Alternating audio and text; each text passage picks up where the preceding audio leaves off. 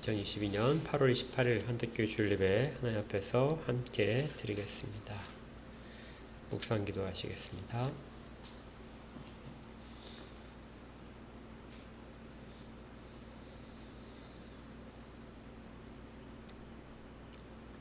성부와 성자와 성령 삼위일체 하나님을 찬양합니다. 저희의 예배를 받아 주시옵소서. 예수 그리스도 이름으로 기도합니다. 아멘. 찬송가 3장으로 하나님께 영광 돌립니다.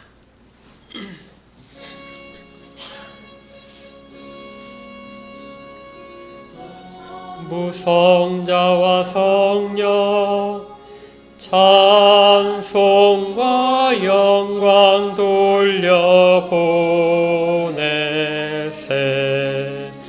대초로 지금까지 또 영원 무궁토록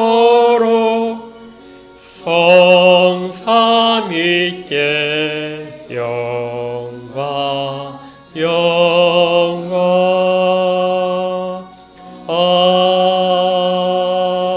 아멘. 사도신경으로 우리의 신앙을 함께 고백합니다. 사도신경입니다. 시작.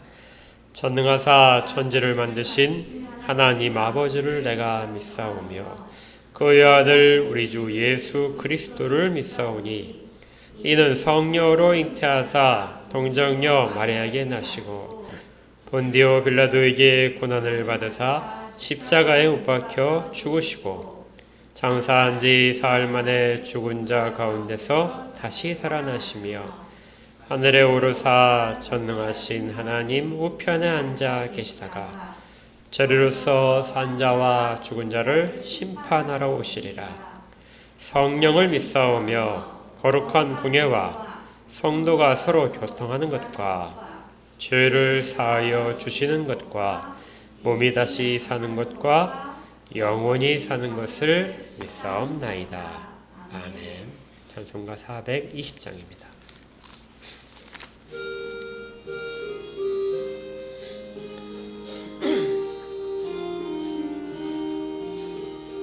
너 성결케 위해 늘 기도하며 너 주 안에 있어 늘 성경 보고 온 형제들 함께 늘 사귀면서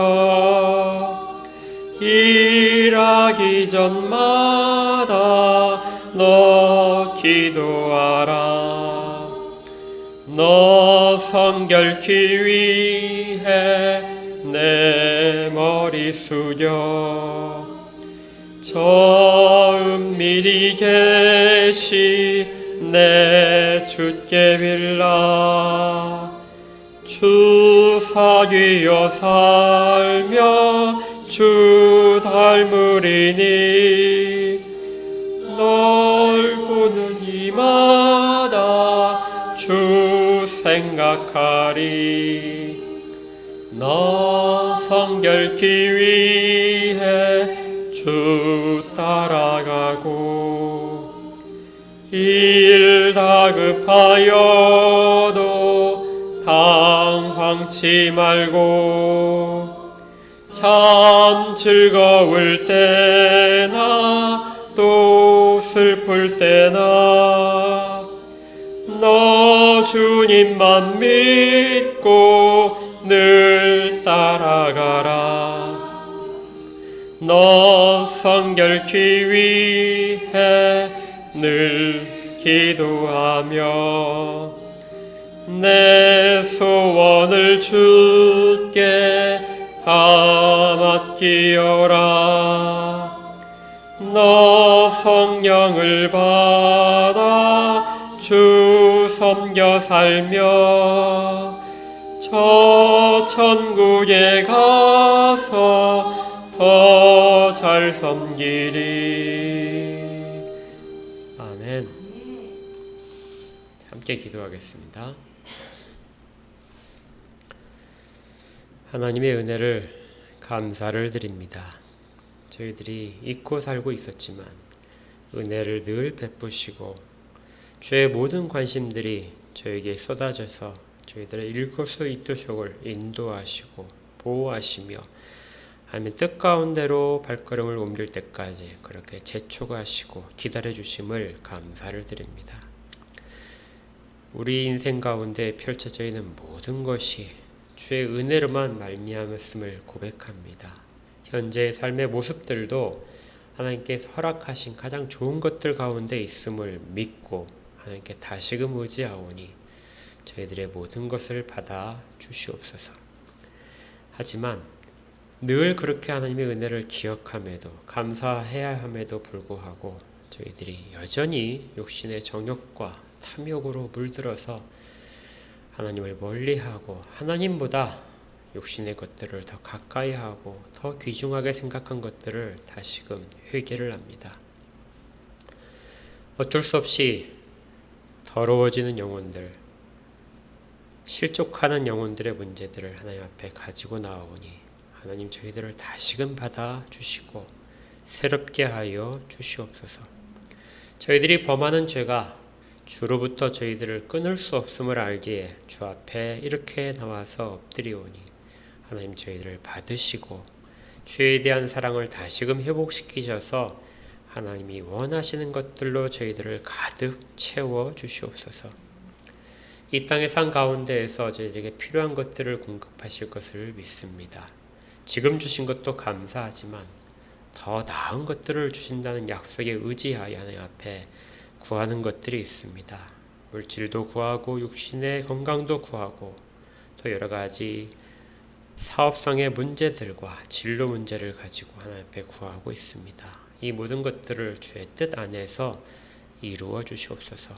저희들이 아뢰는 모든 것들이 주의 뜻 가운데서 아뢰는 것이 될 수 있게 하시고 그 입술의 고백들을 통하여 하나님의 일들을 하시는데 사용하여 주시옵소서.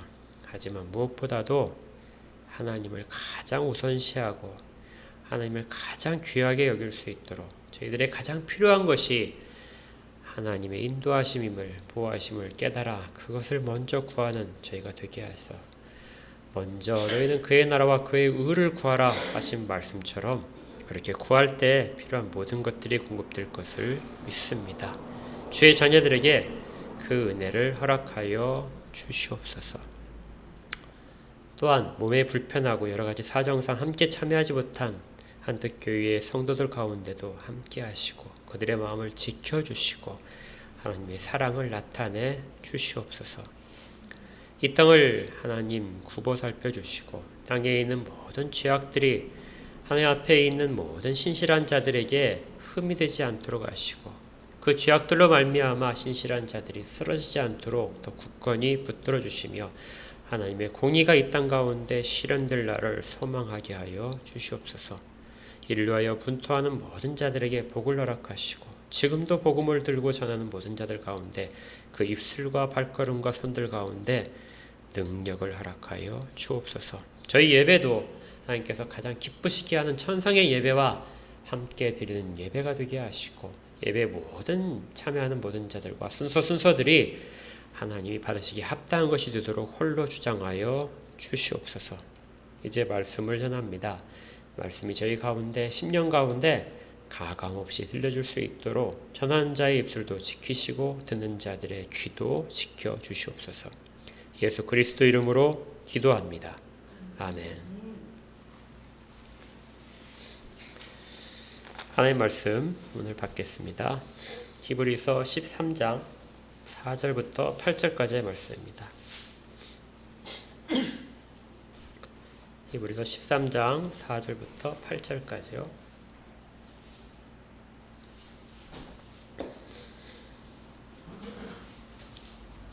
다 찾았으면 한 목소리로 같이 읽겠습니다. 시작.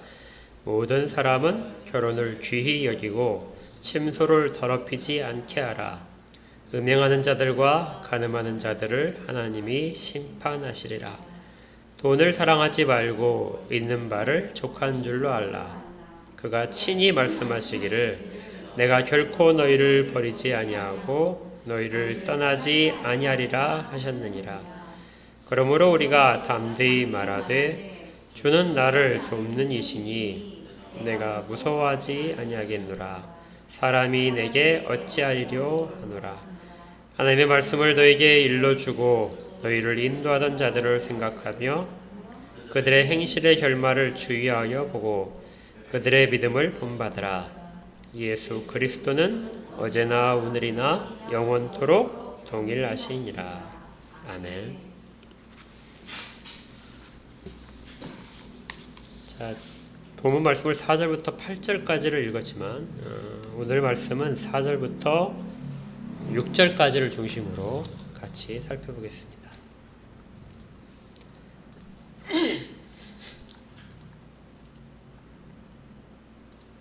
잠시만요.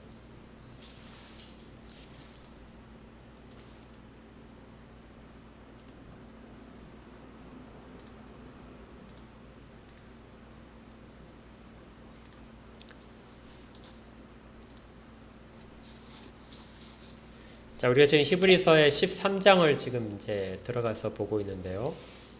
히브리서 13장은 전체에 대한 요약이기도 하고 적용이라고도 그렇게 말씀을 드렸었죠. 근데 이 적용 부분을 자세하게 그리고 본 뜻대로 이해하기 위해서는 히브리서 전체에서 말했던 우리가 이미 더 좋은 것, 옛 언약에 속한 자들보다 우리가 현재 더 좋은 것들을 이미 받은 자이고 그곳에 서 있다는 것을 기억해야만 이 적용 부분에 있어서의 이야기들을 바르게 이해할 수 있습니다. 어떤 오해나 섣부른 어떤 적용이나 이런 것들을 피할 수 있게 되겠죠. 우리가 지난주에 살펴본 것은 1절부터 3절까지 해서 형제를 사랑하라, 그리고 손님을 대접하라, 그리고 갇힌 자들과 고난당하는 자들을 너희와 같이 생각하라, 이렇게 말을 했었습니다. 형제 사랑에 대해서 지난주에 이야기했다면 오늘은 이제 거룩함과 순결함에 대해서 다시 요약을 합니다. 다시 한번 말씀드리지만 히브리서는 앞에서 이미 그 많은 부분들을 이야기했고 여기에서 요약과 적용을 하는 것이라고 그랬죠. 히브리서 이제 마지막에 종결하면서 당부하는 것 중에 하나가 거룩함과 순결함인데요. 거룩하고 순결한 공동체가 되어라. 개인이 되고 공동체가 되어라. 그런데 여기서 거룩함과 순결함에 대해서 두 가지를 가지고 이야기를 합니다. 거룩함에 대한 가장 큰 적일 수도 있어요. 그것이 4절에 있는 것처럼 결혼입니다. 결혼할 때, 결혼을 하고 있는 중에, 결혼 생활을 유지하고 있는 중에 있어서의 음행과 간음을 하지 말아라 하는 것이고요. 그 다음에 돈을 사랑하는 문제입니다. 그러니까 거룩함과 순결함에 대한 그 내용 중에 두 가지를 이야기하는 거죠. 첫 번째가 뭐예요? 간음, 음행, 이것을 하지 말아라. 두 번째는 돈을 사랑하지 말아라. 먼저 우리가 결혼에 대한 것을 한번 보겠습니다. 우리가 어떤 그 결혼은 성적인 욕구와 연결이 되는데요. 성경에서 욕구 자체를 부정하고 더러운 것으로 이야기하지 않습니다. 욕구는 어떤 변화를 일으킬 수 있는 원동력이 되고요. 우리가 살아가면서 훨씬 더 나은 삶을 소망하게 되는 그런 방향성을 결정해주는 그런 도구가 되기도 합니다. 계기가 될 수도 있죠. 그런데 이것이 지나친 것을, 우리가 욕구가 지나친 것을 그때부터 탐욕이라는 말을 붙입니다. 그러니까 욕구 자체는 문제가 아니에요. 그건 하나님이 우리에게 주신 본성 가운데 있는 것입니다. 성적인 욕구가 없다면 어떻게 자손을 낳을 수 있겠어요? 그러니까 이것은 하나님이 인간이 타락하기 전부터 주신 정말 복된 욕구입니다. 그런데 이것을 잘못 사용하는 것이 문제가 되는 것이죠. 그 탐욕이, 잘못 사용되는 탐욕이 죄가 됩니다. 하나님 앞에서 거룩을 이야기할 때 가장 많이 비유되는 것이 남녀 사이의 성적인 순결함입니다. 성적인 순결함은 어떤 성적인 그 교제를 가지지 말라라 이런 뜻이 아니고요. 성적인 교제 가운데서의 순결함을 유지하라 이렇게 되는 것이죠. 그런데 그 욕구, 성적인 욕구에 대해서 하나님이 그 성적인 욕구를 해소할 수 있는 방법으로서 정하신 것이 결혼입니다. 그러니까 결혼은 유일하게 하나님이 허락하신 성적인 욕구, 성적인 욕구는 잘못된 게 아니에요. 복받은 겁니다. 그런데 그것을 마음껏 사용하는 것이 아니고 어떻게 하라고요? 결혼을 통해서만 해소하라. 그러면 성적인 욕구가 큰 복으로 돌아옵니다. 사랑하는 자손을 얻을 수 있고 가장 신뢰하는 인간관계를 얻을 수 있습니다.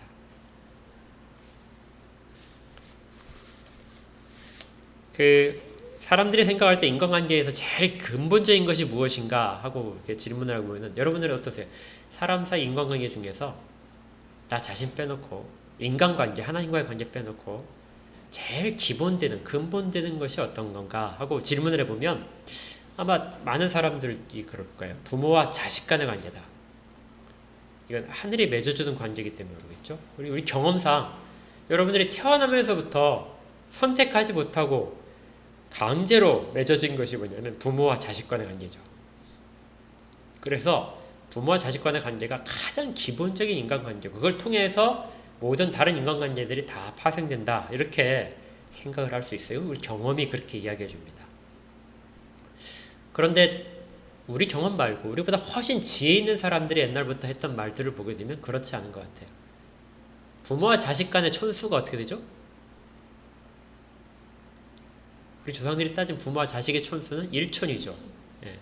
부부 사이 관계는 0촌이죠. 촌수가 없어요. 그러니까 부부 사이 관계가 부모와 자식 간의 관계보다 훨씬 더 근접한 관계라는 겁니다. 촌수를 따질 수 없는 그런 관계가 부부 사이 관계예요. 성경도 그렇습니다. 성경도 자식을 낳기 전에 먼저 혼인 관계를 맺죠. 사람이 독처하는 것은 하나님이 보시기에 좋지 않았습니다. 그때 아담이 어디 있었어요? 에덴 동산에 있었습니다.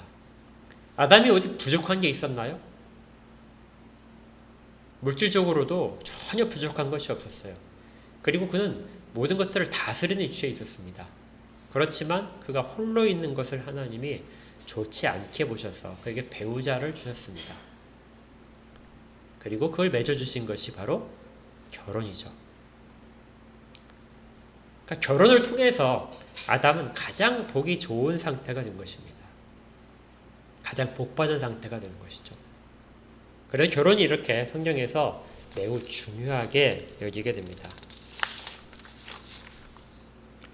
우리 주님도 마찬가지인데요. 요한복음 2장에 보게 되면 주님이 요한복음은 우리 주 예수 그리스도께서 행하신 많은 기적들이 기록되어 있는데 첫 번째 기적을 어디서 행하셨죠? 예수님의 기적 중에서 가나의 혼인잔치였습니다. 기억나시나요? 예수님의 기적은 첫 번째 가나의 혼인잔치에서 보셨어요. 혼인잔치에 예수님이 참석하셔서 아직 때가 아니지만 내가 기적을 베풀어 주신 그것이 예수님의 첫 번째 기적 사건, 가나의 혼인잔치 이야기입니다. 거기에 예수님이 그 잔치에 참여했는데 갑자기 그 잔치, 혼인잔치에서 포도주가 떨어지는 일이 발생했습니다. 유대인들 그 잔치를 보게 되면 특별히 혼인잔치는 밤이 새도록 사람들이 모여서 며칠씩 이렇게 그 포도주를 마시면서 즐기는 것이 가나의 혼인잔치고 혼인잔치의 습성이에요. 그러니까 포도주가 있어야만 잔치가 계속 유지가 되는 거죠. 근데 포도주가 떨어지면 잔치를 끝내야 됩니다.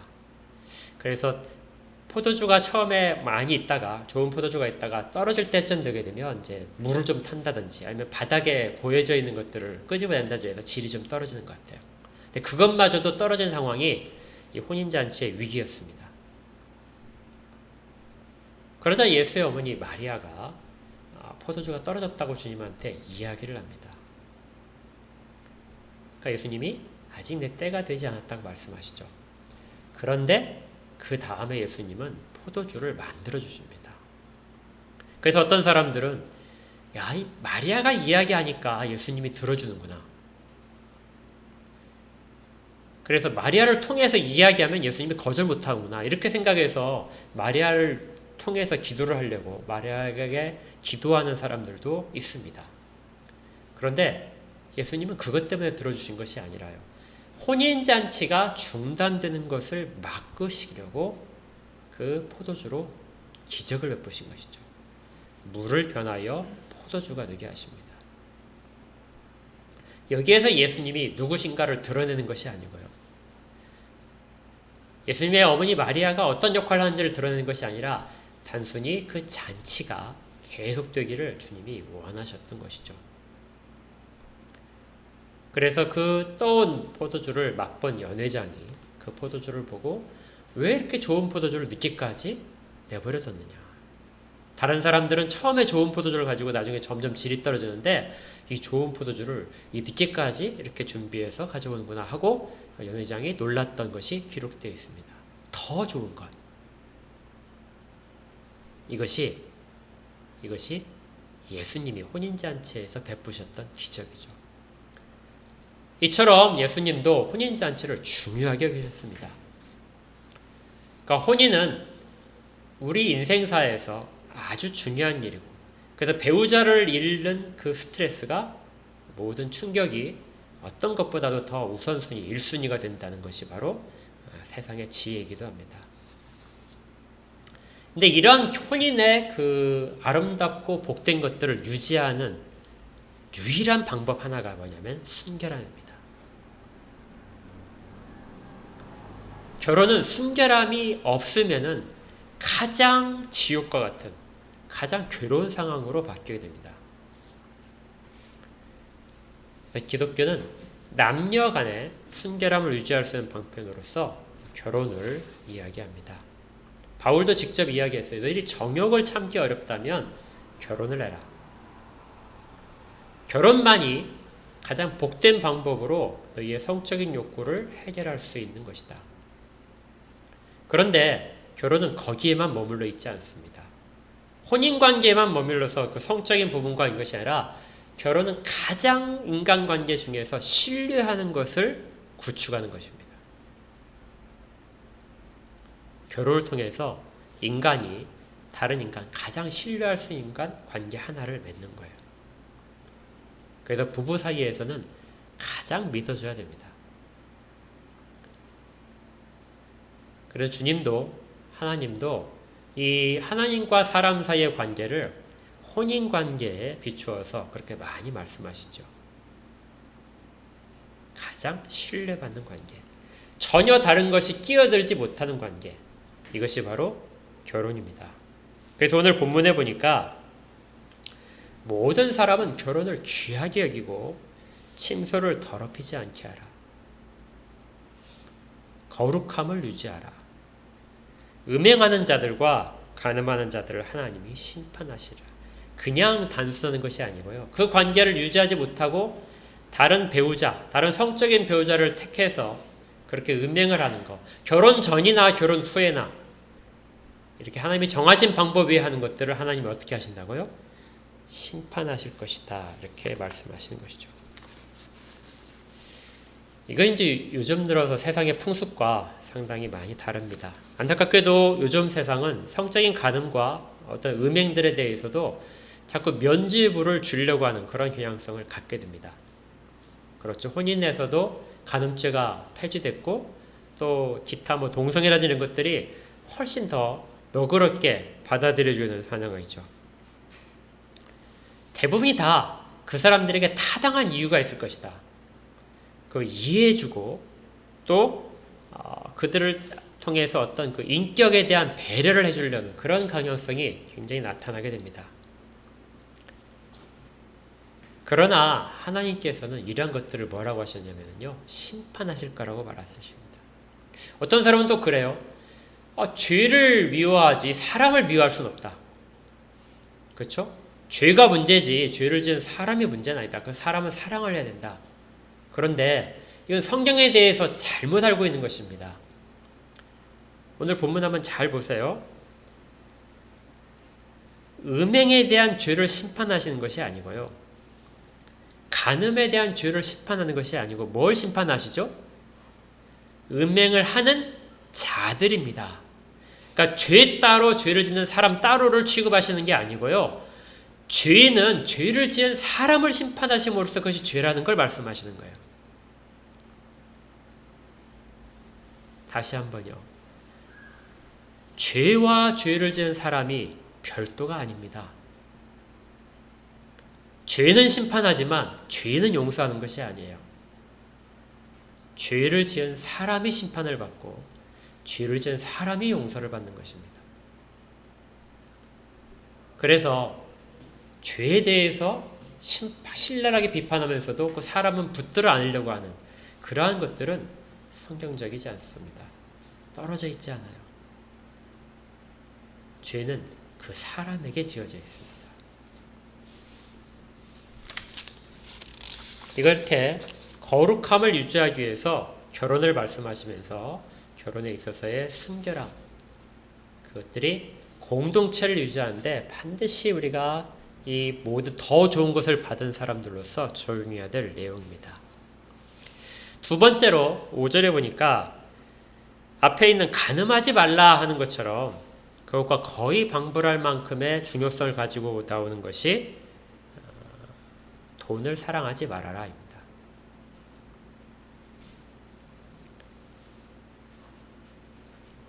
성경은 음행만큼, 결혼 생활에서의 음행만큼이나 돈을 사랑한 것에 대해서 철저하게 경계를 합니다. 그래서 디모데전서 6장 10절에 이런 구절이 있어요. 우리 같이 한번 읽어볼까요? 디모데전서 6장 10절 시작. 돈을 사랑함이 없어요? 자, 제가 읽어드릴게요. 디모데전서 6장 10절에 돈을 사랑함이 일만 악의 뿌리가 되나니 이것을 탐내는 자들은 미혹을 받아 믿음에서 떠나 많은 근심으로써 자기를 찔렀도다. 돈을 사랑하는 것이 모든 악한 것들에 어떻게 있다고요? 디모데전서 6장 10절에서 뿌리에 있다. 그러니까 거기로부터 다른 모든 악한 것들이 나온다 하는 것이죠.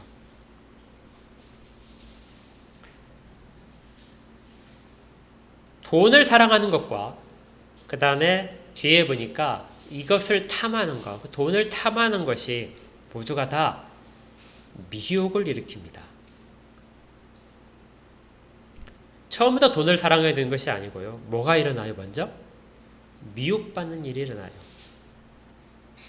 뒤에 다시 한번 말씀드리겠지만 미혹받는다는 것은 내가 지금 갖고 있는 것들에 대해서 그것이 채워지지 않고 다른 사람들이 훨씬 더 나은 것처럼 되고 더 좋은 결과를 얻는 것처럼 그렇게 비교가 되고 그것들이 내 가운데 내 상황에 만족하지 못하게 만들고 그것이 미혹으로 자리 잡게 됩니다.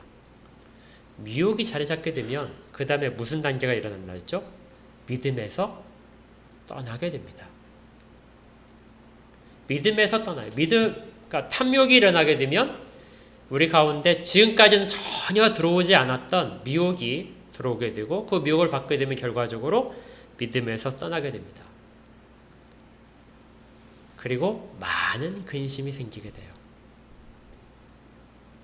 탐욕을 만족시키기 위해서 막 하는 동안에 근심이 많이 일어나게 됩니다. 이전에 없었던 문제들이 발생하고 그럼으로써 그 자리를 찌르 고통을 당하게 되는 것이죠. 그러한 모든 것들이 다 악한 것들인데 돈을 사랑하는 것이 모든 일만악의 뿌리가 된다 이렇게 말하는 것입니다.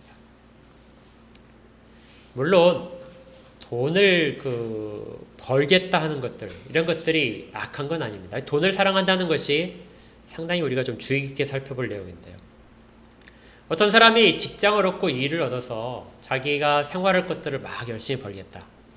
그리고 자기가 앞으로 계획을 세워놓고 예를 들어 집을 사겠다. 집을 사기 위해서 저축을 한다든지 더 열심히 일한다든지 다른 사람보다 1시간 더 초과 근무를 한다든지 이런 식으로 해서 돈을 계속해서 저축하는 것 이런 것들이 돈을 사랑하는 것이 아닙니다.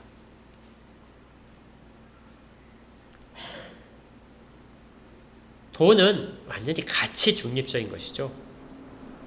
그래서 어떻게 사냐에 따라서 독이 될 수도 있고 약이 될 수도 있고 좋은 도구가 될 수도 있고 우리를 해치는 도구가 될 수도 있습니다. 돈을 많이 버는 것이 무슨 잘못이 있겠습니까? 구약성경에 보니까 구약성경에는 부자들이 하나님의 복을 받은 것으로 나와 있잖아요. 아브라함이 부자가 된 것이 잘못된 것인가요? 이삭과 야곱도 부자가 되고 돈을 많이 버는 것 자체는 복된 일 중에 하나입니다. 하나님이 우리에게 주신 물질적인 복들 가운데 하나가 됩니다. 사실은 교회도 그런데요. 교회도 물질적으로 풍부해지는 것이 훨씬 더 유익합니다.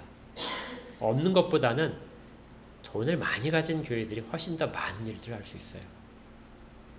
사람들에게, 찾아오는 사람들에게 훨씬 좋은 환경을 제공해주고 식사도 더 좋게 하고, 또 예를 들어 교회가 에어컨이 전혀 없다든지 지하에 있다든지 하게 되면 그 환경이 별로 좋지 않죠. 그러면 사람들이 잘 찾으러 오지 않아요. 그리고 현대인들은 자녀들이 좋은 곳에 있기를 바랍니다. 자녀들 놀이시설이라든지 이런 것들이 잘 갖춰져 있어야 많은 사람들이 찾아오는 교회가 됩니다. 그러니까 그런 것들을 갖출 수 있다면 얼마나 좋겠죠. 해외 선교를 보내더라도 돈이 없다면 선교의 열매를 찾기가 매우 힘든 상황입니다. 그래서 돈은 교회에서도 반드시 필요한 것이죠. 좋은 일에 쓰기 위해서 내가 돈을 더 벌어야 되겠다 이렇게 하고 열심히 사는 거, 그 얼마든지 좋습니다. 주님도 이 돈을 버는 거에 대해서 이렇게 말씀하셨는데요. 마태복음 25장을 한번 보십시오.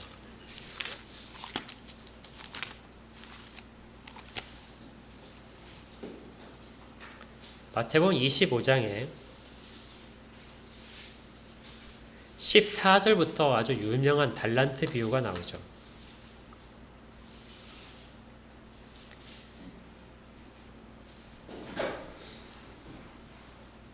주님이 마지막 날 심판하실 거에 대한 말씀을 하시면서 비유로 하시는데 그 중에 하나가 달란트 비유입니다. 이 달란트 비유는 어떻게 시작하냐면요. 14절에 어떤 사람이 타국에 갈 때 그 종들을 불러 자기 소유를 맡긴 것 같으니 그래서 재능대로 쭉 다른 돈을 주었습니다. 그리고 그 사람들은 그것을 가지고 장사를 하게 돼서 많은 이문을 남기게 돼요. 그 많은 이문을 장사해서 이문을 남긴 종들에 대해서 주인이 뭐라고 하냐면 돌아와서 잘하였도다 착하고 충성된 종아. 그러니까 장사를 해서 이문을 남기는 것을 잘했다 하고 말씀하시는 거예요. 이게 당시의 사람들이 이건 죄악된 것이 아닙니다. 주님도 그렇게 하시는 거예요. 그런 것들은 얼마든지 가능한 것들입니다. 그런데 책망받는 종이 있죠. 어떤 종이냐면 한 달란트를 받았는데 그걸 가지고 어떻게 했어요? 땅에 묻었습니다. 그러자 그 종에 대해서 주님이 말씀하셨는데 뭐라고 하시죠? 26절에 악하고 게으른 종아. 그러니까 물질은 계속해서 순환시키면서 사람들을 윤택하게 하도록 그러한 용도로서 사용되어야 하는 것이 맞다고 말씀하시는 것입니다. 이게 비유 가운데 들어있는 예이지만 원래 이 달란트 비유가 다른 것을 이야기하지만 이 안에 사용된 당시의 경제 상황을 보게 되면 얼마든지 이렇게 하라는 것이에요. 그건 당연히 그렇게 해야 된다. 그리고 30절에 보니까 그 종에 대해서는 또 뭐라고 하냐면요. 무익한 종을 내쫓으라. 그러니까 경제 생활에서 아무것도 하지 않고 그 가진 것만 가지고 계속해서 살려고 하는 것은 옳지 않다. 그래서 기독교는 경제 생활에 있어서 충실해야 된다 하는 것을 강조하는 것 중에 하나입니다. 정직하게 벌어서 또 열심히 부를 남기기 위해서 그렇게 노력을 해야 됩니다. 그런데 문제는 거기에 있는 것이 아니죠. 이러한 경제 활동을 잘 하도록 하는 것들은 우리가 욕망 가운데 하나입니다. 그런데 이 욕망이 지나치기 시작하죠. 자기에게 필요한 것들, 자기에게 하나님이 주시는 것들을 넘어서 그 너머를 내가 더 차지하고 싶다 하는 것이 들어갈 때 그때 탐욕이 발생하고 그리고 인색함이 나옵니다. 돈을 사랑한다는 말, 이 단어를 다른 번역으로 보게 되면요. 탐욕이란 말입니다. 탐욕이 무엇이죠? 돈에 대해서 탐욕을 가지면은 내가 정당한 방법으로 땀 흘려서 일하지 않고 그 돈이 목적이 되어서 어떤 식으로 하는지 안에 돈만 가질 수 있다면 방법을 다 무시해도 좋다. 이것이 탐욕입니다. 그런데 이 탐욕적인 것과 동시에 또 다른 번역이 뭐냐면 인색하다는 거예요. 돈을 꽉 움켜쥐고 필요한 곳에 다른 사람, 어려운 사람에게 풀지 않고 자기가 모든 것들을 다 움켜쥐고 있는 것들. 이거 인색함이죠. 이것도 역시 돈을 사랑하는 거예요.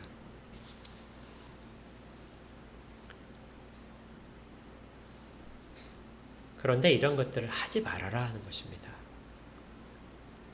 하지 말고 어떻게 하라고요? 있는 바를 좋게 하라라. 그러니까 네가 가진 것을 가지고 그것만 가지고도 충분히 살 수 있다. 만족하고 살아라 하는 것입니다. 뭐 어떤 분들이 이럴 거예요. 어떻게 내가 이렇게 지금 궁핍한데 어떻게 만족하라는 것이냐. 절대적으로 부족한데.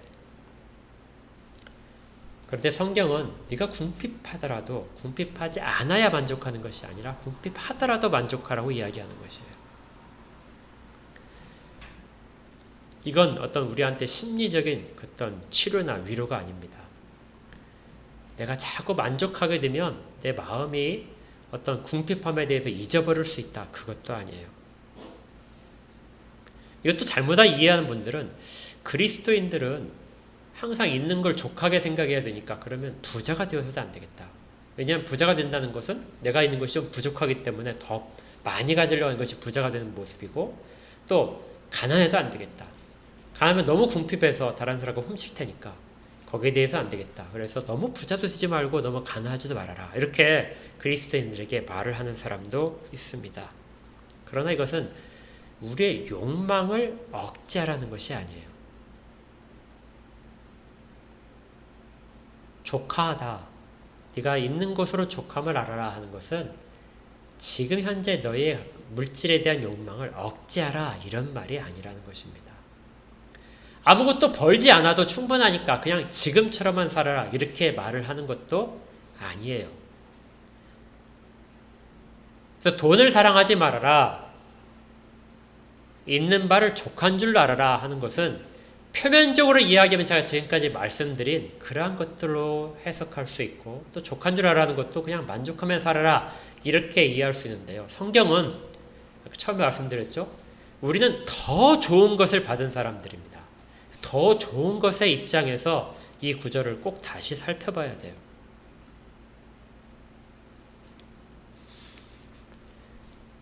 그러면 돈을 사랑한다는 것을 더 좋은 입장에서 바라본다는 것이 무엇인가? 주님께서 여기에 대해서 아주 명확하게 설명을 해주신 것이 있습니다. 누가복음을 한번 보세요. 누가복음을 찾아보겠습니다. 누가복음 16장.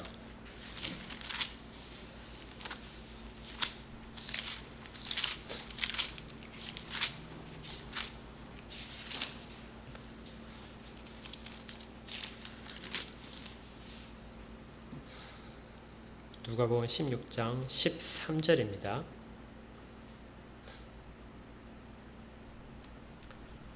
같이 읽을까요? 시작.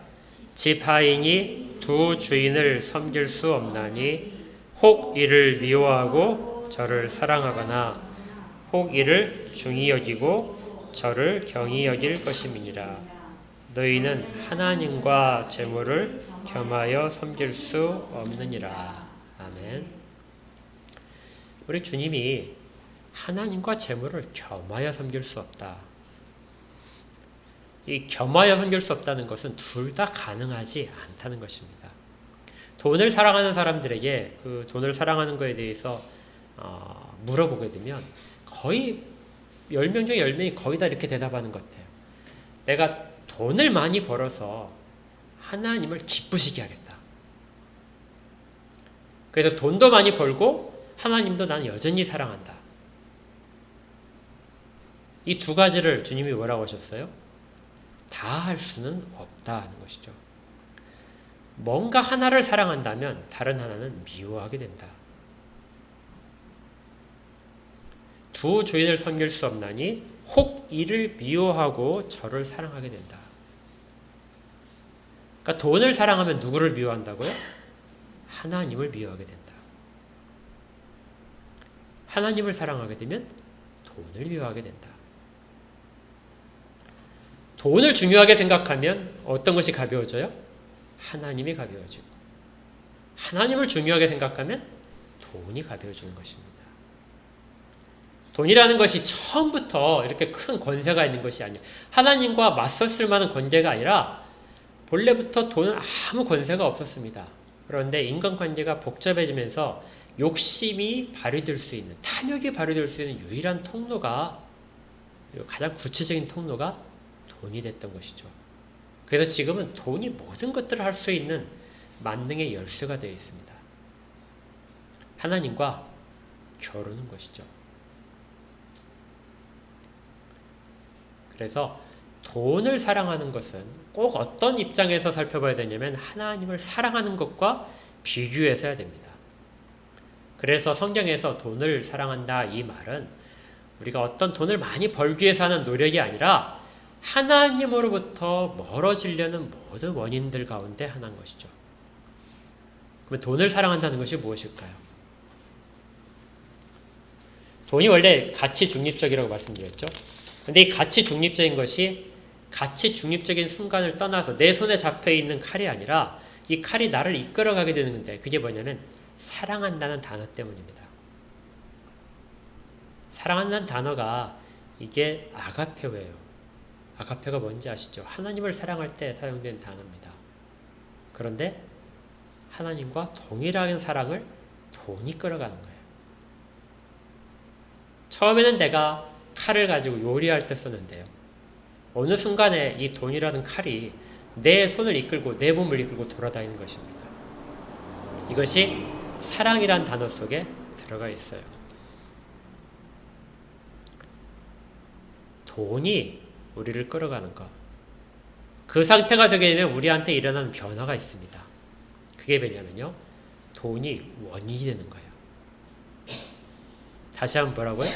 돈을 사랑한다는 것은 돈이 원인이 되는 것입니다. 돈 때문에 내가 이래. 내가 돈이 없어서 이런 내가 그 불합리한 대접을 받아. 돈이 없어서 내가 힘들어. 이게 돈이 가장 우선시되는 원인으로 작용을 하는 것이. 이때가 바로 돈을 사랑하는 때입니다. 지금은 이제 많이 없어졌는데요. 한때 옛날에 그 호텔 가게 되면 차를 타고 오는 사람들, 어떤 차를 타고 오느냐에 따라서 대접이 달라진다는 얘기 들으셨어요? 예. 그래서 호텔에 가려면 고급 차를 타고 와라. 뭐 이렇게 항상 얘기가 있었는데 그렇게 보게 되면 호텔은 돈을 사랑하는 사람들의 집단입니다. 돈이 어떤 사람을 판단하는 원인이 되죠. 그 사람을 대접하는 행동의 원인은 돈에 있는 것이죠. 일부 아파트 같은 경우에 아파트에도 뭐 일반 분양이 있고 임대 세대가 있고 그러는데 어떤 심한 경우에 어떤 아파트들은 임대 세대와 그 일반 분양한 세대의 출입문을 다르게 쓴다고 그래요. 그런 경우들도 마찬가지입니다. 돈이 원인이 되어서 다른 일들을 판단하게 만드는 거예요. 그렇게 되면 뭐가 된다고요? 돈을 사랑하는 상태입니다. 부자들만이 그런 것이 아니에요. 가난한 사람들 볼 수 있다. 가난한 사람이 내가 정말 이렇게 힘든 일은 내가 돈이 없어서 그래. 돈이 왼수야. 이렇게 말을 하는데 그 순간이 바로 돈을 원인에 갖다 놓은 것입니다. 그러면 그는 누구예요? 돈을 사랑하는 사람입니다. 정말 안타깝지만 이런 모습도 있어요. 교회에서도 이런 모습이 있는데요. 성도들이 그 헌금을 하는 것을 언제나 눈여겨봅니다. 그 헌금이 사용되는, 교회 예산이 사용된 집행되는 것을 잘 눈여겨봐요. 그러면서 예산이 내가 낸 헌금이 바르게 사용되는가, 바르게 사용되지 못한 거에 따라서 교회가 사람들로부터 인정받고 인정받지 못하는 기준이 되게 돼요. 어떤 경우에 헌금이 들어오게 되면 그걸 다 쓰는 교회가 있습니다. 뭐 구제도 하고 선교도 하고 뭐 어디 필요한 기관에 뭐 갖다 주기도 하고요. 장학금으로도 주기도 하고. 그래서 다 풍성히 쓰는 교회가 있어요. 그런 교회일수록 사람들로부터 신뢰를 받습니다. 아, 내 헌금이 그래도 이 교회는 제대로 쓰려고 하는구나. 그래서 더 그곳으로 사람들이 많이 몰리고 더 헌금을 하는 경우가 있습니다. 이것도 좋은 것이 아니에요. 그 교회를 믿고 나는 그 교회가 하는 일들에 대해 내가 찬성하는 그러한 원인이 어디에 있어요? 돈에 있다면 그렇게 판단하는 자신은 돈을 사랑하는 사람입니다. 돈에 대해서 투명하게 지평을 한다 하더라도 그것이 원인이 되어서 그 일을 하고 있다면 그 사람은 돈을 사랑하는 사람인 것이죠. 돈을 사랑하는 사람은 하나님을 사랑할 수 없습니다. 왜냐하면 하나님은 늘 하나님이 주시는 주권을 어느 누구에게도 양보하지 않기 때문에 하나님이 모든 것의 원인이 되고 싶어 합니다. 제가 어떤 선한 행동을 한다 할지라도 어떻게 해야 돼요? 그것을 하나님이 원인이 되어야 하는 것이죠. 하나님이 원인이 되지 못한다면 우리의 모든 행위는 다 다른 것들을 사랑하는 행위가 될 수밖에 없습니다. 그래서 지금 우리가 아까 읽던 누가복음 16장 13절에 주님께서 말씀하신 두 하나님과 재물을 겸하여 섬길 수 없다 하는 말씀 가운데 그걸 듣고 나서 그 다음에 바로 밑에 줄 14절에 뭐라고 되어 있죠? 바리새인들은 돈을 좋아하는 자들이라 이 모든 것을 듣고 어떻게 했어요? 비웃었다. 예, 비웃건을. 그러니까 돈을 사랑하게 되면 하나님이 재물과 겸하여 섬김을 받지 않으신다 하는 말을 하는 순간 어떻게 들어요? 비웃습니다. 말씀이 들어가지가 않아요. 아까 우리가 디모데전서를 읽을 때 뭐라고 했었죠?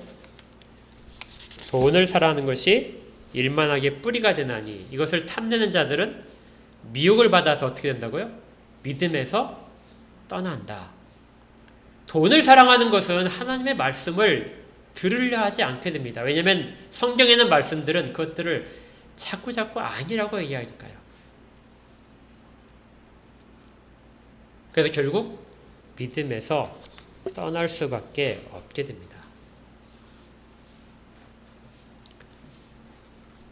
또한 이 돈을 사랑하는 것은 우리가 주의할 것은 세상 가운데서 살면서 점점 후반기로 갈수록 인생의 후반기로 갈수록 점점점 더 심해질 것입니다.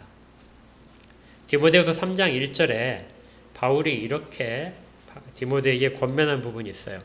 제가 읽어드리겠습니다. 디모데후서 3장 1절 너는 이것을 알라. 말세에 고통하는 때가 이르러 사람들이 자기를 사랑하며 돈을 사랑하며 자랑하며 교만하며 비방하며 부모를 거역하며 감사하지 아니하며 거룩하지 아니하며 무정하며 원통을 풀지 아니하며 모함하며 절제하지 못하며 사나우며 선한 것을 좋아하지 아니하며 배신하며 조급하며 자만하며 쾌락을 사랑하기를 하나님 사랑하는 것보다 더하며. 하나님 사랑하는 것과 다른 걸 사랑하는 것이 대조가 되고 있는데요. 거기 한번 잘 볼까요? 하나님 사랑이 있고 또 어떤 걸 사랑한다고 되어 있죠? 디모데후서 3장 1절에 세 가지가 나옵니다. 뭐죠? 첫 번째는 뭘 사랑해요? 자기를 사랑합니다. 두 번째는 뭘 사랑해요? 돈을 사랑하게 됩니다. 세 번째는요? 쾌락을 사랑합니다. 이 세 가지 사랑하는 것들, 우리가 절대 사랑하면 안 되는 것들이에요. 근데 그 세 가지가 우리 가운데 점점 많아지는 것이 말세의 징조라는 것이죠. 다시 한번 보겠습니다. 말세가 갈수록 어떤 것이 강해져요? 자기를 사랑하는 것이 강해집니다. 두 번째는 뭐가 강해져요? 돈을 사랑하는 일들이 훨씬 많아집니다. 세 번째는요? 쾌락을 사랑하게 되죠. 그러니까 히브리서 다시 13장으로 돌아오게 되면 쾌락을 사랑하고 돈을 사랑하는 것을 지금 히브리서에서 다시 강조해서 주의를 주는 것입니다. 하나님은 성도들이 더 많은 헌금을 하도록 부자로 만들지 않습니다.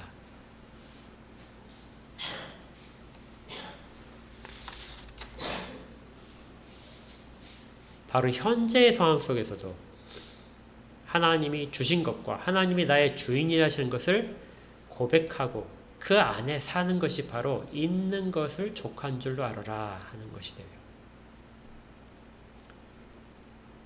하나님이 내게 이 일을 하시지 않으니까 내가 그것을 얻어내서 뭔가를 채우겠다. 그걸 원인으로 삼는 것이 아니라 하나님의 모든 것의 원인이어서 지금 내게 주신 것들도 하나님이 주신 거라고 해서 감사를 하고 앞으로 주실 것도 기대하면서 감사를 하고 우리가 비천한 데 있을지라도 그것들을 인정하면서 하나님이 주신 것이라면 내가 감사히 받겠습니다 하고 인정할 때 이게 하나님의 주권을 인정하는 것이고요. 그것이 바로 있는 바를 족한 줄로 아는 것입니다. 하나님은 나를 가장 좋은 순간으로 만들고 계시다. 그래서 족한 줄로 아는 것과 감사는 늘 같이 가고요. 감사는 하나님이 이를 주관하신다는 하나님 주권 사상에 대한 고백인 것이죠. 그래서 우리가 돈을 사랑한다는 것을 또 하나 알 수 있는 그 시금석이 뭐냐면요. 내가 현재 있어서의 감사가 얼마나 많은가. 만약에 내가 현재 있어서의 감사를 하지 못하고 계속해서 불평과 불만이 있고 그리고 하나님이 원망스러워진다면 지금 내가 뭐 한다는 거예요? 돈을 사랑한다는 것입니다. 이 감사에 대한 시 중에 제일 정말 특별한 시가 하나 있는데요. 시편 136편입니다. 우리 한번 다 찾아봤으면 좋겠어요.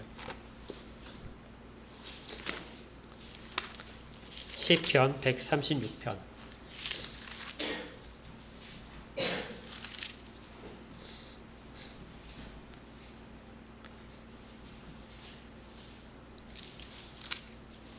시편 146편 다 찾으셨으면 1절만 한번 읽어볼게요.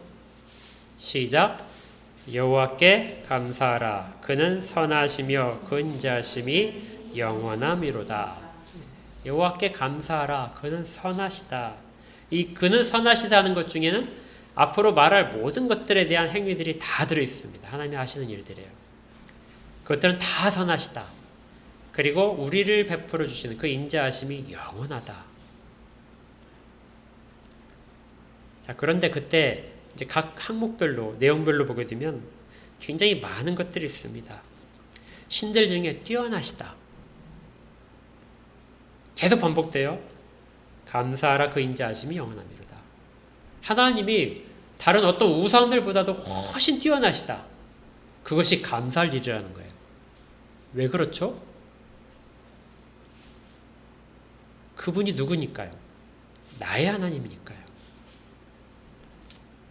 주들 중에 모든 왕들 중에도 가장 뛰어나신 주께 감사하라. 홀로 큰 기이한 일 행하신 이에게 감사하라. 지혜로 하늘을 지으셨다. 거기에 대해서도 감사하죠. 우리하고 별 직접적인 영향이 없는 것 같은데 하나님에 대해서 그렇게 하나님이 하나님 되심에 대해서 이 시편 기자는 계속 감사를 합니다. 그리고 이제 나중에 자기에 대해 직접적으로 적용되는 부분이 있어요. 23절입니다. 쭉 다른 내용도 하나님의 역사 속에서 무슨 한 일에 대해서도 계속 감사를 해요. 자기와 직접적인 연관이 없는 것들에 대해 감사를 하다가 23절에 이렇게 감사를 합니다. 우리를 비천한 가운데에서도 기억해 주신 이에게 감사하라. 그러니까 지금 이 시편 기자가 감사하는데 내가 지금 부자가 되어서 감사합니까? 내가 지금 높은 권세를 가지고 있어서 감사하나요? 그게 아니에요. 우리를 어떤 상황에서도요? 비천한 상황에 있는데도 하나님이 뭐하고 계세요? 우리를 기억하시고 계시기 때문에 내가 감사한다. 그러니까 비천한 현실이 원인이 되지 않고 누가 원인인 거예요? 하나님이 원인이 되자 그 환경 속에서 하나님께 감사할 수 있다는 것입니다. 그리고 그런 감사, 하나님이 나를 기억하시고 하나님이 나를 보호하신다는 것이 어떻다는 거예요? 영원할 것이다. 우리를 우리의 대적에게서 건지신 이에게 감사하라. 우리가 지금 어떻다고요? 우리의 적들, 사나운 적들, 일이나 승냥이나 사자처럼 입을 꽉 벌리고 삼키려고 하는 자들에게서 그들의 입을 막고 우리를 보호하고 계심에 감사하라. 25절 모든 육체에게 먹을 것을 주신 이에게 감사하라. 더 맛있는 것을 주셨다는 것이 아니고요. 일용할 양식을 주신 것에 대해서 감사하고 있습니다.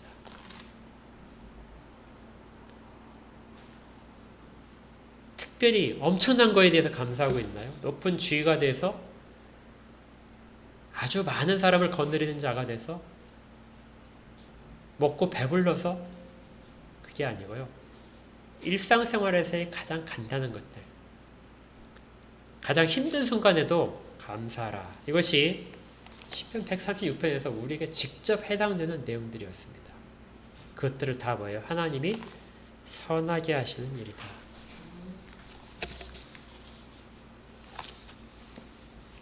자, 그렇다면 이 하나님이 우리 가운데 주신 것들이 족하다 하는 것들에 대해서 그 다음에 다시 또 부연 설명을 합니다. 왜냐하면 주님께서 이 족한 걸로 우리가 그렇게 계속해서 살 수 있는 이유가 무엇이냐면요. 그가 친히 말씀하시기를 내가 결코 너희를 버리지 아니하고 너희를 떠나지 아니하리라. 아까 말해요. 그의 인자하심이 영원함이로다. 이 부분은 여호수아에게 하나님이 말씀하신 부분입니다. 밑에 담대히 주는 나를 돕는 내가 무서워하지 않느라 사람이 내게 어찌할 것인가. 현재 형편이 어찌할지라도 그들은 내게 아무것도 할 수가 없다. 대적들의 입이 아무리 크게 벌려져 있고 사나운 발톱이 있다 할지라도 아무도 나를 어찌할 수 없다. 왜냐하면 주가 나를 돕고 계시기 때문에. 이것이 흐트러지면 그것이 우리 가운데 하나님을 미워하는 일이 됩니다. 그걸 흩트는 것이 음행이고 육신의 쾌락을 사랑하는 것이고 돈을 사랑하는 것입니다.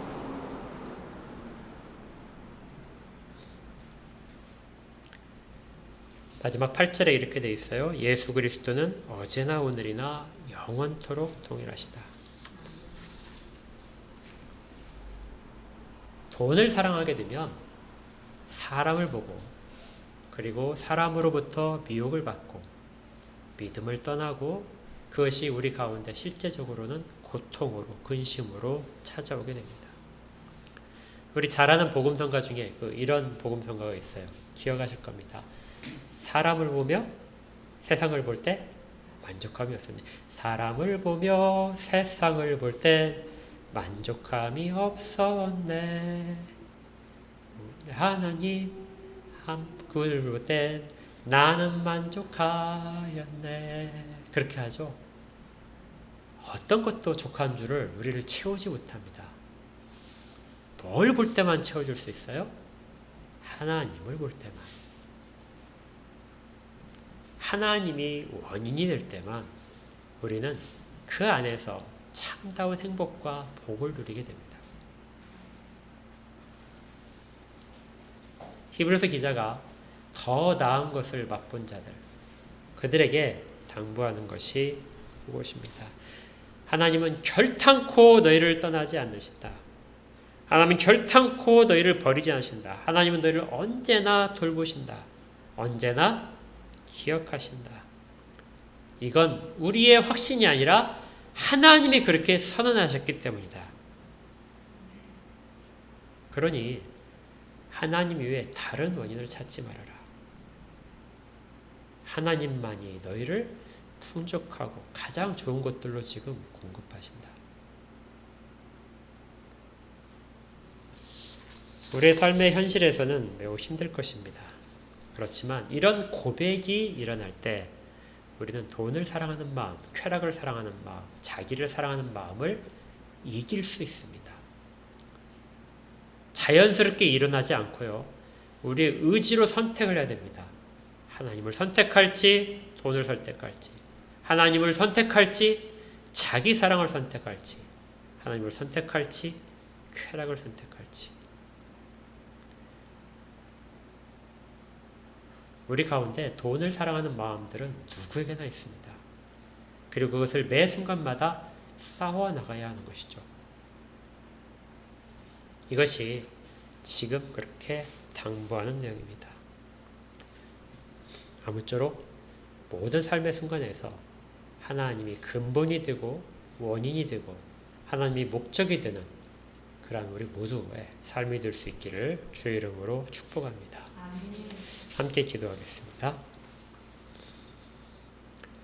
하나님 아버지, 저희들이 사랑해야 될 것들을 마땅히 사랑하게 하시고 사랑하지 않아야 될 것들을 마땅히 버리게 하여 주시옵소서. 하나님께서 사랑하지 말라고 하는 것들은 하나님 사랑을 멀리 쫓아내버리는 것들임을 다시금 살펴봅니다. 저희들의 모습 속에서 이런 것들을 점검케 하시고 그를 통하여 하나님의 뜻만이 저희 가운데 드러나도록 순종과 감사의 마음들을 허락하여 주시옵소서. 저희들 가운데 얼마나 하나님께 감사한지를 다시 살펴보게 하시고 그걸 통해서 우리가 돈을 사랑하는 마음이 있다면 회개케 하시고 그렇게 신앙을 다시 한번 점검하도록 은혜를 허락하여 주시옵소서. 예수 그리스도 이름으로 기도합니다. 아멘.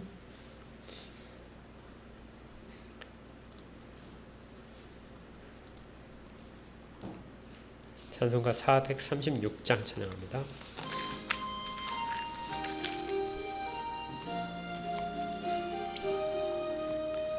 나 이제 주님의 새 생명 얻은 모 옛 것은 지나고 새 사람이로다.